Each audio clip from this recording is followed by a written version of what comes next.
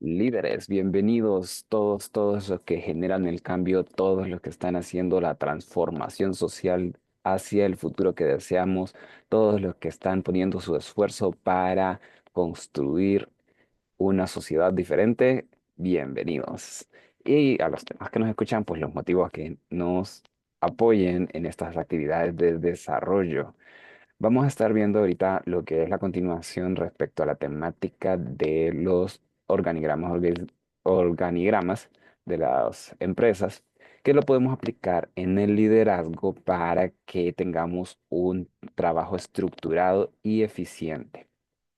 En este caso, vamos a ver cómo se podría trabajar en lo que son distintas zonas que ya estamos separados por lo que es distancias físicas y cómo podríamos estar implementando algunas medidas de comunicación necesarias para este proceso.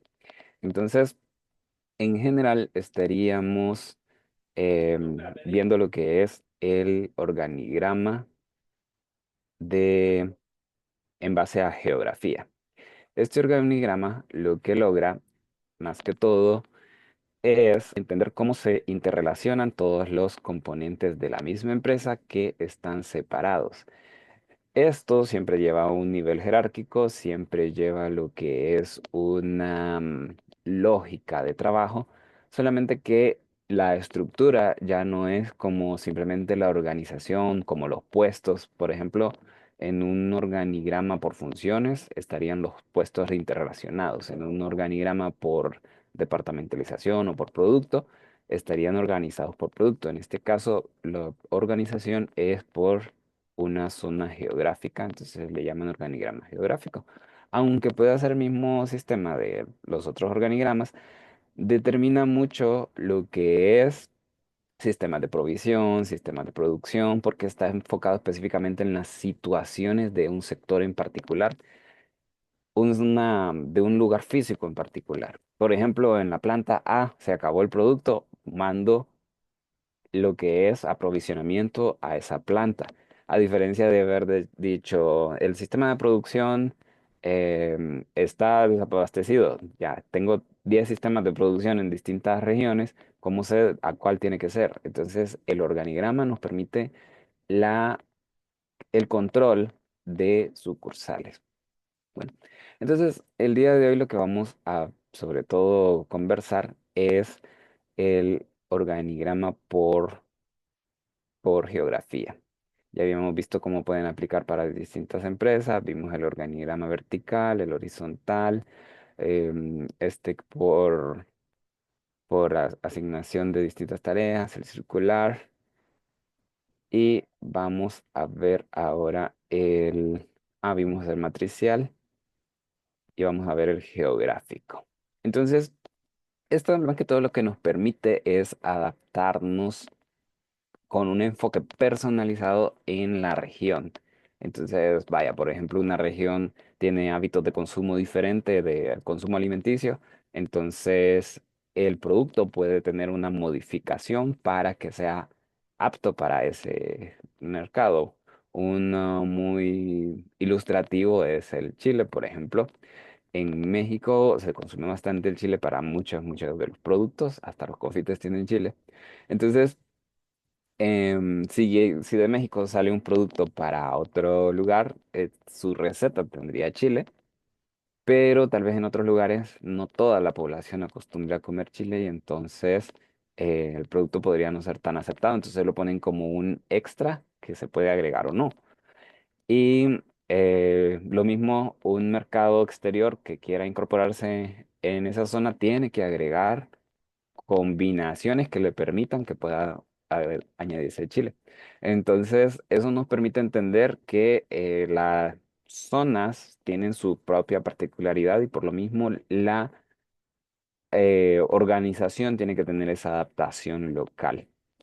Y lo otro que nos permite es la eficiencia de errores de la región.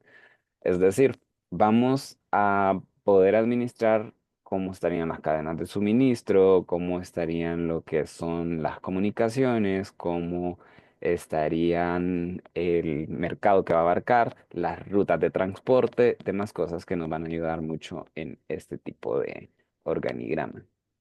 Entonces vamos a ver algunas empresas que han utilizado lo que es el organigrama y organigrama geográfico. Por ejemplo, esta cadena que se llama Starbucks, que tiene múltiples sucursales porque es como una franquicia, tiene distribución del mismo tipo de productos, del mismo tipo de local en distintas zonas. Entonces, cada una de estas zonas puede representar un segmento en particular en el organigrama. Pero no se estaría dividiendo por funciones o la zona, el lugar en particular se podría después dividir en funciones. Y otra que sería una empresa automotriz como lo que es la Toyota, estos tienen plantas de producción de alguno de los componentes en un lugar y plantas de producción de otros componentes en otro lugar. Entonces se hace una cadena de suministro como de rotación en donde em, un producto puede ser transmitido a la otra, el producto terminado se transmite a la siguiente, hasta las zonas de ensamblaje y demás. De tal manera que trabajan en conjunto pese a estar en lugares diferentes. Muchas veces tiene que ver con el personal, con el crecimiento de la planta o con el aprovisionamiento de materiales, algunas otras cuestiones como el costo de mano de obra. De eso depende mucho la ubicación en donde se pone el, la planta de producción, dependiendo del tipo que esté haciendo. Hay empresas que sí lo han tratado de centralizar, pero en alguna medida siempre tienen o algún proveedor externo en otra región o alguna sucursal de distribución. Y eso más que todo lo utilizan para cuando se tienen productos variados, cuando se tienen no solamente producir lo mismo en cadena, sino que se tienen que producir distintas cosas. Entonces, las plantas de producción tienen que ser adaptables a cada uno de los productos. Mucho pasa así, digamos, en las que generan químicos farmacéuticos, en donde la misma encapsuladora, la misma de los empaques o la que le da forma a las pastillas, se puede utilizar con diferentes componentes. Entonces, solamente se cambia la composición y después se manda cada uno a la mismo proceso. Entonces, estas son las que permiten centralizar, mientras que otras, así más variadas, no serían tan eficientes si centralizan. Entonces, se usan más un sistema de dispersión por cada una de las regiones. Bueno, vamos a ver lo que sería entonces la propuesta del diagrama. En este caso, tenemos aquí un diagrama vertical. Este lo vamos a ir transformando a lo que sería un diagrama para cada una de las regiones. Vamos a notar las regiones por dos tipos de tipo de local. Uno sería para almacenamiento, que van a ser como centros de acopio, y la otra va a ser para la distribución de productos, que ya serían los puestos de venta. Entonces, digamos, tenemos una sola planta productora que podría tener los beneficios de tener una menor costo de consumo de materiales, obtener las instalaciones adecuadas, contar con un clima adecuado para la producción, por ejemplo, cosas que necesitan frescura o, o algunas cosas, de plantas necesitan ciertas temperaturas o zonas lluviosas, así. Entonces, esto permitiría que haya una planta de producción. Luego de eso, podría distribuirse en lo que son algunas regiones de distribución de producto, ¿verdad? En donde cada una después podría distribuirlo a sucursales de venta. Entonces, en este caso le vamos a poner lo que es una letra indicadora para que vamos a indicar por letras lo que son los centros de acopio y vamos a indicar por números lo que serán las distribuidoras. Entonces, copio,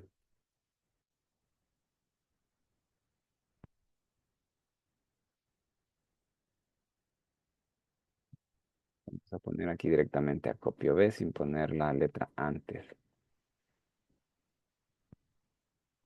Y podríamos así agregar en distintos lugares replicar este mismo sistema. La copio C, acopio D, demás. Y vamos a poner lo que sea una sucursal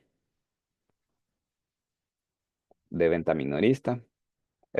Los centros de acopio podrían dedicarse a venta mayorista, por ejemplo, si hubieran algún tipo de franquicia, se vende la marca de la empresa y se le provee a otras. O cuando se tiene un producto para los grandes almacenes, podría salir directamente desde ese centro hacia los puestos de supermercados y demás.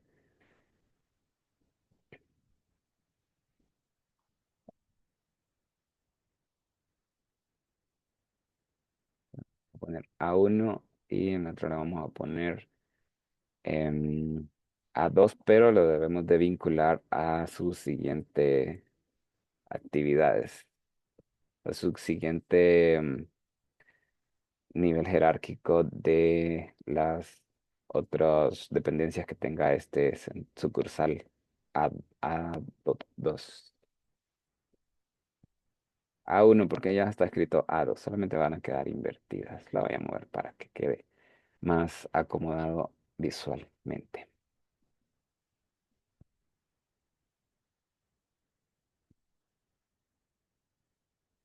Bueno, entonces estaríamos ahorita analizando lo que serían unos posibles centros de distribución. Ahora, de los centros de distribución o los puestos de venta, podríamos tener ya directamente lo que es el organigrama de la estructura. Por ejemplo, podríamos poner ahora sí lo que es un encargado de tienda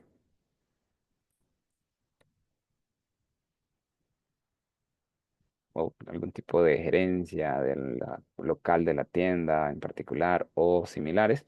Y podríamos tener la parte de vendedores o atención al cliente, bodegueros. En la otra debería de haber bodegueros, pero en estas, dependiendo del tipo de producto, podría haber vendedores. Entonces, ahora vamos a cambiar lo que es la dependencia jerárquica. Esta va a ir para lo que es el encargado de tienda.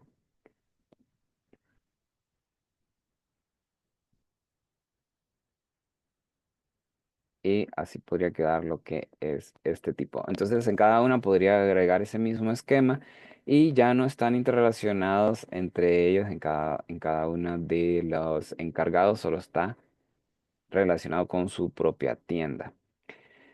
En este caso, vamos a replicar este mismo sistema para el otro sector, porque son una tienda del mismo producto. Cuando tengamos plantas productoras y que se hacen distintas actividades, tendríamos que considerar un organigrama diferente para cada una de estas actividades, de acuerdo a lo que sea necesario. Por poner un ejemplo, en lo de los automóviles, una sucursal podría dedicarse a lo que es la producción de los asientos para vehículos, la otra podría dedicarse a lo que es la estructura del chasis, otra a la parte del motor y similares. Entonces, cada una de ellas tiene sus necesidades en particular, tanto de aprovisionamiento como de lo que es la, las funciones de la empresa. Hasta que se tenga una de ya de producto terminado, estaríamos entrando a la parte de suministro y esa sería otra línea jerárquica. Entonces, ahorita en este caso, vamos a poder replicar esta estructura hacia la otra y sin mucho problema de tener que estar considerando variaciones. Tendríamos que pensar en algún caso en particular en donde se necesite una variación de la estructura para poderlo incorporar, pero eso se va a dar naturalmente en el sistema de empresa que tenga. el sistema de empresa va a salir naturalmente de acuerdo a las, al objetivo de esta empresa. Bueno, en ese caso, lo que vamos a estar agregando es el tema de comunicación, porque la comunicación se vuelve mucho más compleja cuando hay distintos centros, cada uno con su misma actividad, pero en distintas regiones. Por ejemplo, aunque hubiera un gerente regional, podría simplemente no tener tanta comunicación con algunos de los encargados de tienda. Por eso se necesitan establecer procesos que nos permitan tener una comunicación ágil, continua, de procurar que sea bastante directa y procurar que sea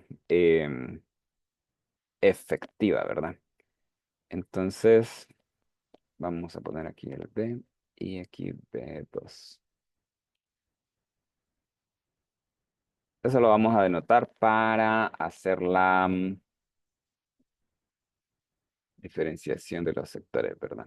Bueno, entonces vamos a considerar lo que es la comunicación, solamente mencionado, para en otros programas podríamos ampliar lo que es el sistema de comunicación y considerar cuándo sería efectivo implementar algunas estrategias particulares en empresas así de distintas regiones.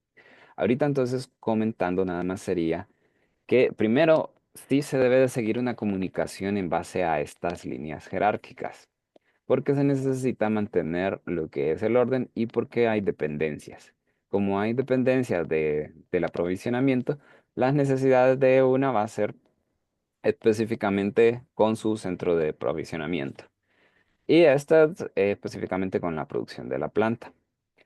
Entonces se va a seguir la línea jerárquica.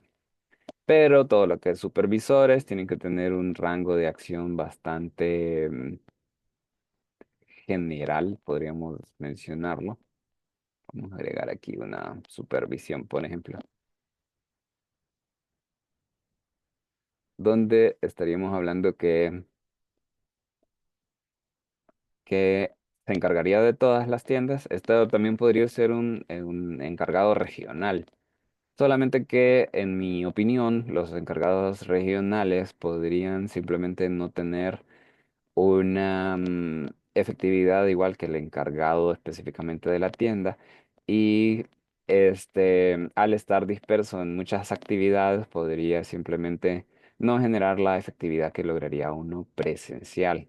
Es decir, uno regional se iría, por ejemplo, a la sucursal uno y se mantiene operando ahí, dando direcciones a distancia hacia las otras sucursales. Y cuando necesita viajar, viaja, pero estaría uno, causando demoras; dos, si es un solo gerente para todas, estaría generando unas dependencias en los sistemas de comunicación y complejizando un poquito el proceso. Entonces, dependerá la opinión. La verdad, muchas empresas lo hacen, así que algún beneficio de tener. De momento yo no, yo le miro más beneficio al hecho de contar con un supervisor y que este supervisor se encargue de que las propuestas de las sucursales vayan siendo homologadas o estando todas iguales y también que se mantenga lo que sea la eficiencia, ¿no? Posible. Y está del mismo color. Bueno, entonces estaríamos hablando de este tipo de acciones, de organizaciones. Y vamos a ver qué más podemos considerar aquí. Bueno, en la comunicación se debe de hacer varias consideraciones. Vamos a ver, aquí tengo una lista que la podemos ir modificando un poquito,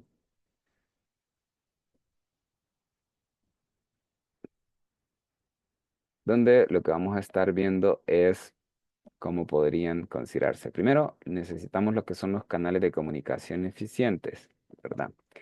Estos estaríamos diciendo que son normados por la empresa, que están siendo utilizados de una manera continua, o sea, son formales y tienen lo que es relevancia dentro de la empresa porque están siendo como comunicación registrada, que sirve de respaldos, que sirve para eh, información continua y demás.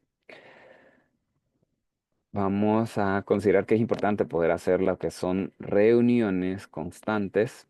Las reuniones van a permitir generar un sentido de cohesión, poder conversar de situaciones en particulares de una que se pueden presentar en otra, utilizar las soluciones creativas como por ejemplo en los modelos de Mastermind, en donde uno puede proporcionar soluciones a otro que tiene situaciones en particular.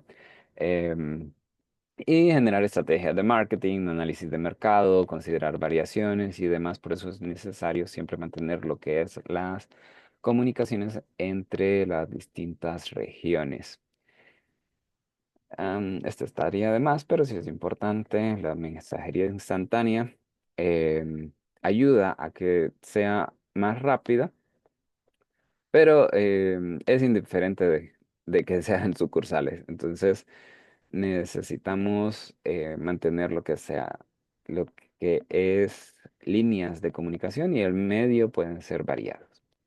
Ahora, el tema de los protocolos. Vamos a ponerlo al centro para que se vea bien. Y el tema de los protocolos es lo que considero que podría ser en este caso más importante. Los protocolos básicamente establecen los lineamientos que se deben de realizar para cada una de las comunicaciones. Eso incluye, por ejemplo, si quisiéramos entender las causas, que en el protocolo de comunicación va a estar establecido qué causas se plantean en la situación que se está comunicando. No simplemente decir tengo un problema, sino identifique las causas del problema. Eso haría que a pesar de las distancias, las contrapartes o los colaboradores de otras áreas puedan comprender realmente qué es lo que se está sucediendo en ese lugar. Esto se necesita que se pueda hacer de manera constante porque permite mantener actualizadas la, a la empresa, ¿verdad? Bueno, siguiente podríamos estar considerando lo que es un sistema interno de la empresa, el cual ya tiene su estructura. Entonces, vaya, por ejemplo, podría ser desde una página web con un sistema de comunicaciones, así como un sistema en particular de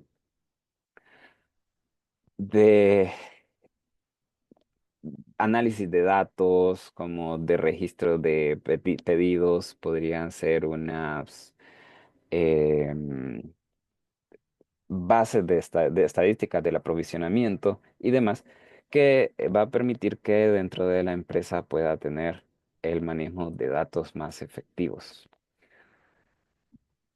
Bueno, vamos a ver qué otro tema podría ser de interés. En este caso, estaríamos viendo, solamente voy a copiar aquí el título.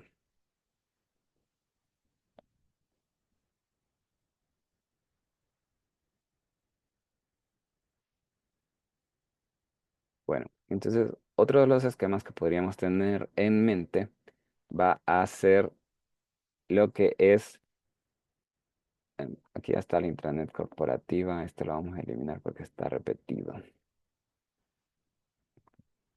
El entrenamiento y capacitación, esto es porque se necesita siempre mantener un mismo forma de actuar dentro de las líneas de las empresas.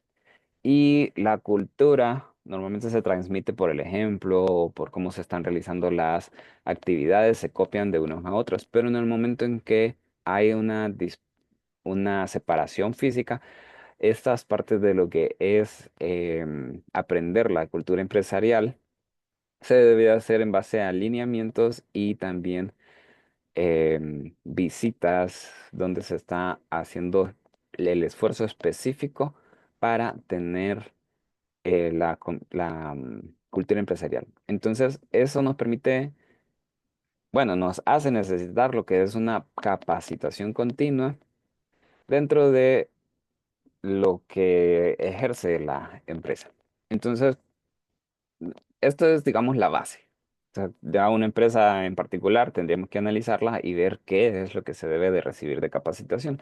Pero por poner un ejemplo, en lo que son las franquicias, tienen que tener ciertos estándares de calidad de producción, tienen que tener ciertos métodos de producción, tienen estándares respecto a la adquisición del producto de materias primas, en el caso de las que son de comidas rápidas, pues en la calidad de los alimentos o de dónde van a obtener esos alimentos, quién se las envía. Todo eso son eh, cosas que se establecen, protocolos, procesos y deben de ser necesarios para que las franquicias se mantengan de igual manera. En ciertos casos, los productos se modifican, en algunos otros casos no. Creo que en uno que podría no modificarse, aunque también sí creo que he oído que hay modificaciones, los cafés. Si hay un producto, se puede hacer igual en las otras sucursales de otras regiones, pero se tiene la variedad que necesitan en alguna región en particular. Por ejemplo, en algún lugar acostumbran a tomar el café helado y en el otro lugar acostumbran al café muy caliente y fuerte. Entonces, se tienen ambas opciones de producto en ambos lugares, porque a veces también la gente quiere variar, etcétera, pero nos permite homologar las empresas a pesar de estar en distintos lugares. No así, digamos, eso que mencionaba con las empresas de alimentos que tengan componentes así como uno sea muy picante, en otros lugares no se acepta mucho. En mi país sucede que las comidas que se dicen comidas chinas no tienen parecido a lo que realmente se comen en China. Simplemente adaptaron el producto a lo que sí se comería regionalmente. Bueno, entonces, esto también se estaría hablando los simulacros y los ejercicios como una manera de realizar lo que son las capacitaciones y que las personas puedan seguir las mismas líneas de acción. Eso permite que el supervisor sepa que realmente se está haciendo las cosas como deben de hacerse. Bueno, continuaríamos con lo que son los planes de comunicación bidireccional. Esto es bastante importante porque muchas veces solo se considera las líneas jerárquicas como el orden, las instrucciones, las actividades de dar los lineamientos, pero realmente deben de haber más consideraciones. Al momento de haber una distancia o una comunicación menos continua o que se limita a la comunicación formal, porque la comunicación informal es la que sucede más, así como dicen, dentro de los pasillos de la empresa. Pero en este caso no coinciden, la gente no se reúne en las horas de comer, no cruza caminos, no está al mismo tiempo en la salida o al momento de la llegada, o no hacen mandado juntos, entonces no ocurre la comunicación informal y estaríamos todo dependiendo de la comunicación formal. De tal manera que estaríamos considerando establecer directamente lo que es que la comunicación sea bidireccional. Se pueden poner estándares de una comunicación diaria o alguna comunicación semanal y otra mensual. Por ejemplo, podrían ser los resultados de las ventas, eso sería diario. Podría hacerse semanalmente los aprovisionamientos o cambios de estrategia, como algún resumen general, todo eso podría ser semanal. Y mensual podrían ser, por ejemplo, lo que sean informes generales, un poquito más del estado financiero, algunas resoluciones de algún tipo de estrategias de negocio. Lo que son problemas dentro de la empresa, sí necesitarían una acción inmediata. Solamente que para estrategias, que son unas cuestiones como más meditadas, más una implementación más lenta, pueden ser así, por ejemplo, mensuales. Bueno, ¿qué estamos hablando de opciones que se pueden realizar acá en la comunicación bidireccional? Un ejemplo sería el feedback. El feedback es una técnica de comunicación en donde vamos a verificar que el mensaje fue correctamente interpretado. Como cada quien, cada cabeza es un mundo, se dice, ¿verdad? Entonces, si la persona A le dice algo a la persona B, cada uno tiene una idea diferente. Entonces, muchas veces la persona B podría, o sea, el que recibe el mensaje, podría interpretarlo en base a su mundo, podría interpretarlo en base a lo que, a algo totalmente diferente, porque estaba pensando en otras cosas o por sus experiencias, o podría simplemente no recordar todo el mensaje, podría en algunos casos tener la intención de no realizarlo desde el principio y entonces no le prestó atención suficiente al mensaje de la persona A y eso genera problemas en la comunicación porque genera ideas diferentes cada uno y en un nivel organizacional es descontrol, inefectividad o cambio de resultados esperados. Entonces, el feedback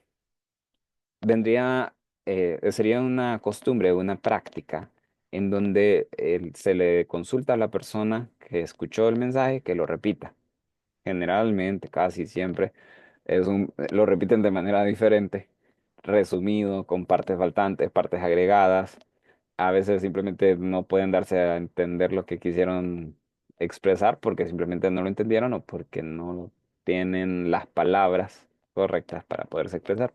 Entonces, luego de que ya se recibe, uno puede entender los puntos claves que faltaron, las cuestiones que se agregaron, puede entender si interpretó o no el mensaje. Generalmente uno lo que hace es repetir exactamente lo mismo y tal vez aclarar un poquito más. ¿Por qué? Porque exactamente lo mismo. En lo mismo es porque va a permitir que sea un refuerzo. Y las aclaraciones extras es para que la persona ya entienda en base a las pequeñas cosas que no entendió que uno detectó durante el proceso del feedback. Y también permite que la otra persona pues, preste mucha más atención. Muchas veces cuando se da cuenta de que no le había entendido, entonces ya después escucha con atención, ya sabe repetir lo que se le había dicho. Y este proceso puede hacerse cuantas veces sea necesario, pero normalmente serían unas 2, 3 veces. Entonces, em, esto también se regula con lo que es la comunicación por escrito. La comunicación por escrito permite que lo que se escribió pueda ser revisado y, y deba de haberse cumplido conforme a que se escribió. Entonces, vaya, por ejemplo, si una persona le dice de palabra a la otra y ésta olvidó el mensaje porque estaba ocupado, porque lo hizo mucho tiempo después o porque ya estaba haciéndolo de una manera diferente, después, cuando ya miran que hay un resultado diferente a lo esperado, entonces vienen y se dan esos encuentros de, no, yo te había dicho esto, lo que había que hacer era esto, o sea, terminan en pérdida la empresa. Entonces, con una comunicación por escrito, esta persona puede simplemente consultar que se está haciendo lo que se debe de hacer, etcétera. Y puede pedir aclaraciones específicas de puntos específicos. Entonces, también sirve de un registro para que se sepa que se dieron las instrucciones o que se siguieron las instrucciones al pie de la letra. Por eso es importante tener esas actividades de feedback. Bueno, estas reuniones ya prácticamente lo habíamos abordado en el tema anterior, las tecnologías y herramientas adecuadas también, aplicaciones de colaboración. Bueno, hay, hay algunas herramientas que nos permiten trabajar en grupo, como el Trello y el Slack, que son para coordinar equipos. En particular, se podrían asignar actividades para cada uno de los miembros y ellos deben de ir cumpliendo con esas actividades. Esto porque ayuda cuando estamos trabajando en distintas regiones, porque sirve como un método de validación de que se hicieron las actividades sin tener una supervisión presencial. Porque, bueno, por ejemplo, se le pide una actividad de organización de bodega. La persona puede decir que lo hizo y lo que hizo fue arrinconar las cajas, amontonar unas sobre otras y se hizo espacio. Y esa fue la organización de la bodega. No, se necesitaba que tuviera orden de acuerdo al tipo de producto o a las fechas de vencimiento, etcétera. Entonces, eso se define en las actividades a realizar. Pero esa actividad está como una tarea pendiente en estas herramientas. Y cuando ya se acaba, esta se le pone el registro de que se realizó, de cómo se realizó y demás datos. Y sirve para que el supervisor pueda decir, ya puedo ir a evaluar cómo está esto o puedo supervisar acá, sin tener necesariamente que estar ahí presionando o preguntándole o estar haciendo así. Porque es una lista de tareas que está por realizarse. Entonces, es una herramienta bastante útil y sencilla de usar. Y yo la recomendaría también para un trabajo interno aunque no sea a distancia.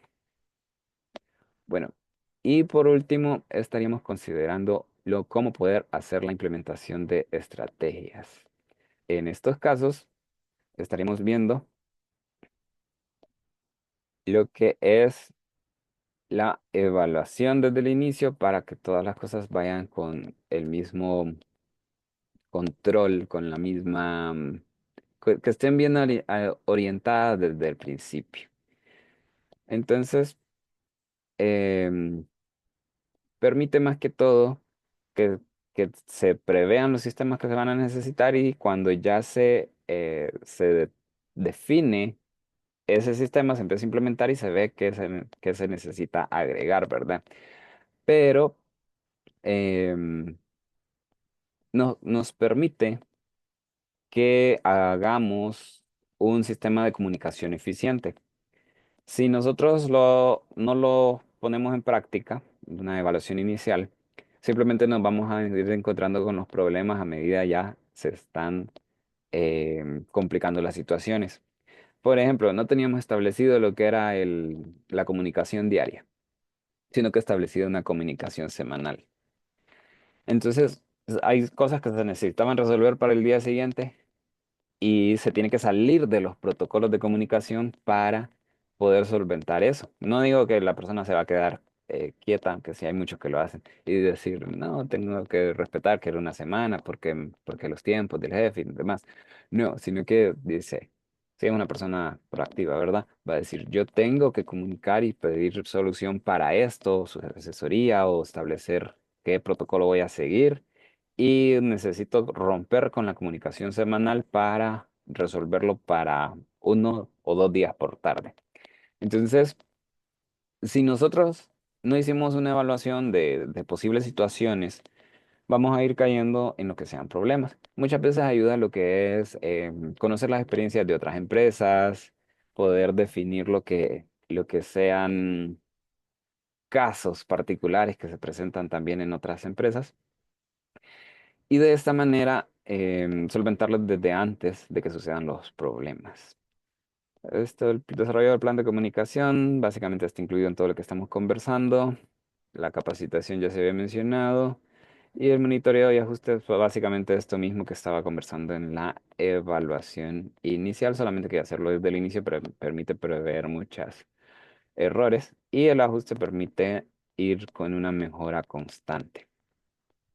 Entonces, por aquí terminaríamos lo que es este tipo de organigrama geográfico, el cual está más que todo orientado para lo que son empresas que están dispersas y necesitan por fuerza poderse eh, organizar con un sistema de comunicación. El sistema de comunicación puede estar establecido por las líneas jerárquicas, así como algunos otros medios añadidos. Por ejemplo, habíamos mencionado las herramientas de organización de equipos. Esa herramienta podría ser desde, desde la parte general, orientada hacia todos los elementos específicos o seguir las mismas líneas jerárquicas.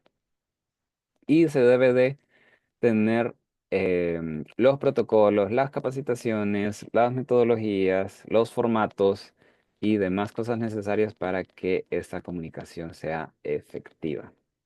Así que estaríamos terminando por la charla de hoy y solamente les quiero comentar que en sus manos está el poder, lo voy a repetir para sacar un corto, En sus manos está el poder de transformar las situaciones. Así que ya lo sabes, haz que suceda.